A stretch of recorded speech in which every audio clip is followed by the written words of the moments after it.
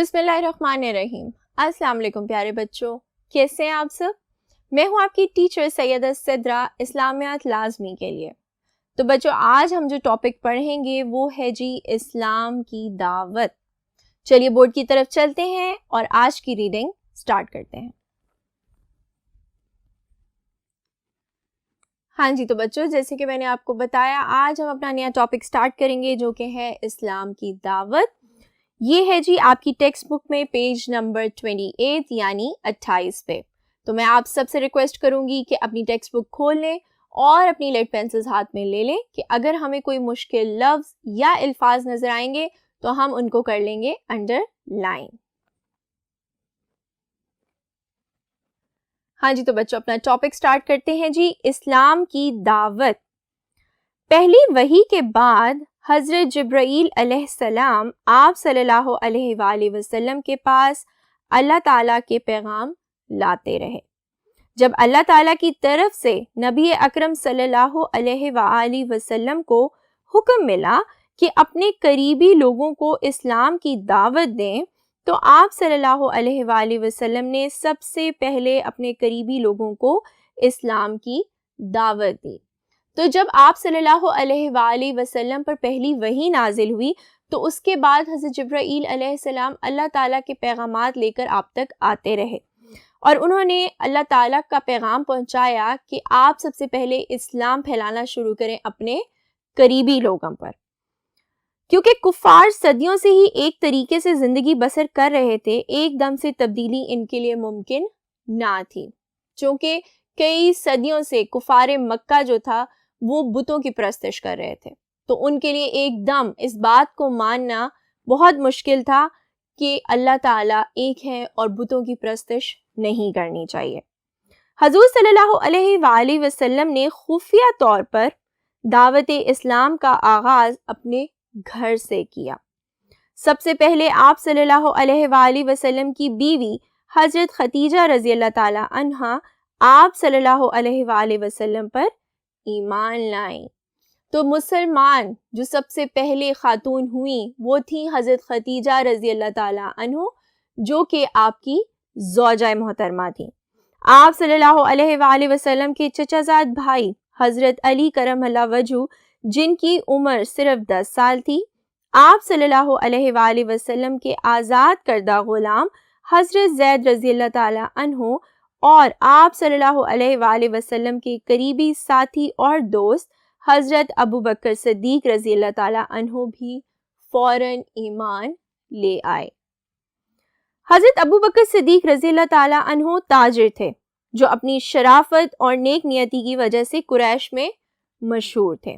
ان کی کوششوں سے کچھ اور لوگ بھی مسلمان ہوئے۔ تو بچہ جب حضرت خدیجہ رضی اللہ تعالی عنہا مسلمان ہوئی اس کے بعد آپ صلی اللہ علیہ وآلہ وسلم کے چچا زاد بھائی حضرت علی کرم اللہ وجہہ اور آپ کے آزاد کردہ غلام حضرت زید بن حارث رضی اللہ تعالی عنہ اور ساتھ میں آپ کے قریبی دوست حضرت ابو بکر رضی اللہ تعالی عنہ نے بھی دعوت اسلام قبول کی۔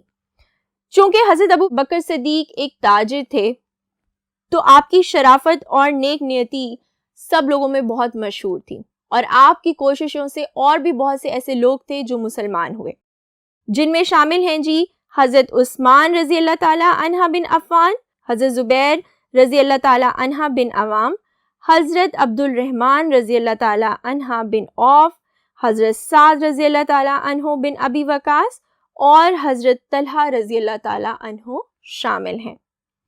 ابتدائی 3 سالوں میں تبلیغ کا کام خفیہ اور بہت احتیاط سے جاری رہا۔ پھر ہے جی خاندان والوں کو دعوت۔ 3 سال کے بعد اللہ تعالیٰ نے آپ صلی اللہ علیہ وآلہ وسلم کو حکم دیا، آپ صلی اللہ علیہ وآلہ وسلم اپنے قریبی رشتہ داروں کو خبردار کیجیے۔ یعنی جب اللہ تعالیٰ نے آپ کو حکم دیا کہ سب سے قریبی لوگوں میں اسلام پھیلائیں تو آپ نے دعوت اسلام دی اپنے قریبی لوگوں کو، جس میں سب سے پہلے آپ نے شروعات کی اپنے گھر سے یعنی اپنی زوجہ سے۔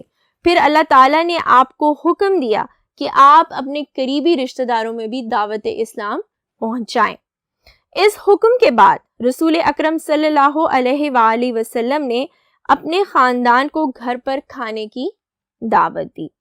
تقریباً 45 افراد شریک ہوئے۔ آپ صلی اللہ علیہ وآلہ وسلم نے ان سب کو اسلام کی دعوت دی۔ تو جب آپ نے اللہ تعالیٰ کے حکم پر دعوت اسلام کے لیے لوگوں کو اپنے گھر مدعو کیا تو آپ نے ان کو گھر میں کھانے کی دعوت دی، جس میں تقریباً 45 افراد نے شرکت کی۔ اسی دوران آپ سب نے ان سب کو اسلام کی دعوت دی۔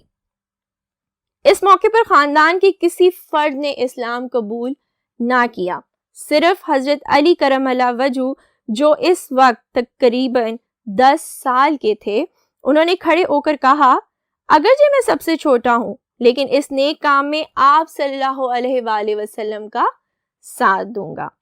خاندان کے دیگر افراد نے ان کا مذاق اڑایا، لیکن نبی اکرم صلی اللہ علیہ وآلہ وسلم حضرت علی کرم اللہ وجہ سے خوش ہوئے اور انہیں گلے لگا لیا۔ پھر ہے جی کوہ صفا پر۔ اس کے بعد عام لوگوں کو دین کی طرف بلانے کا حکم آیا۔ مکہ کے رواج کے مطابق آپ صلی اللہ علیہ وآلہ وسلم صفا کی پہاڑی پر چڑھے اور قریش کے ایک قبیلے کا نام لے کر پکارا۔ جب سب لوگ جمع ہو گئے تو فرمایا، اگر میں تم سے کہوں کہ اس پہاڑی کی دوسری طرف دشمن فوج آ رہی ہے تو کیا تم میری بات کا یقین کر لو گے؟ تو لوگوں نے کہا ہاں، کیونکہ ہم نے آپ صلی اللہ علیہ وآلہ وسلم کو کبھی جھوٹ بولتے نہیں سنا۔ تو آپ صلی اللہ علیہ وآلہ وسلم نے فرمایا، لا الہ الا اللہ کہو کامیاب ہو جاؤ گے، ورنہ سخت عذاب کے لیے تیار ہو جاؤ۔ تو بچوں، جب کوہ صفا کا موقع آیا تو آپ مکہ کے رواج کے مطابق اپنے دین اسلام پھیلانے کے لیے اس پہاڑی پر چڑھ گئے اور آپ نے قریش کے ایک قبیلے کا نام لے کر پکارا اور ان کو کہا کہ اگر میں تم لوگوں کو یہ کہوں کہ پہاڑی کے دوسری طرف سے دشمن کی فوج آ رہی ہے، کیا تم اس بات کا یقین کرو گے؟ تو انہوں نے کہا بالکل، کیونکہ ہم نے کبھی آپ صلی اللہ علیہ وآلہ وسلم کو جھوٹ بولتے نہیں سنا۔ جس پر آپ صلی اللہ علیہ وآلہ وسلم نے فرمایا کہ لا الہ الا اللہ کہو کہ اللہ ایک ہے، تم کامیاب ہو جاؤ گے، اور اگر انکار کرو گے تو سخت عذاب میں مبتلا ہو جاؤ گے۔ اس پر ابو لہب جو آپ صلی اللہ علیہ وآلہ وسلم کا حقیقی چچا تھا، آپ صلی اللہ علیہ وآلہ وسلم کو برا بھلا کہنے لگا۔ باقی لوگ چلے گئے اور کفار مکہ نے اعلانیہ آپ صلی اللہ علیہ وآلہ وسلم کی مخالفت شروع کر دی۔ پھر ہے جی عام تبلیغ۔ اللہ تعالیٰ کی جانب سے رسول اکرم صلی اللہ علیہ وآلہ وسلم کو وحی آئی، آپ صلی اللہ علیہ وآلہ وسلم کو جو حکم ملا ہے اسے کھول کر بیان کیجیے اور مشرکین سے رخ پھیر لیں۔ اس حکم کے بعد آپ صلی اللہ علیہ وآلہ وسلم نے کفار مکہ کی مخالفت کی پرواہ نہ کی اور کھلے عام اسلام کی تبلیغ شروع کر دی۔ جیسے اللہ تعالیٰ کی طرف سے آپ کو وحی آئی، آپ کو حکم ملا کہ آپ کو جو حکم ملا ہے، یعنی آپ کو جو ذمہ داری سونپی گئی ہے کہ آپ اسلام کی دعوت دینا شروع کریں، لوگوں تک اسلام پہنچائیں اور مشرکین سے رخ پھیر لیں، تو آپ صلی اللہ علیہ وآلہ وسلم نے کفار مکہ کی مخالفت کی پرواہ کرنی چھوڑ دی۔ حج کے دنوں میں جب لوگ مکہ آتے تو آپ صلی اللہ علیہ وآلہ وسلم انہیں بتوں کی پوجا کرنے سے منع فرماتے اور ایک خدا کی طرف بلاتے۔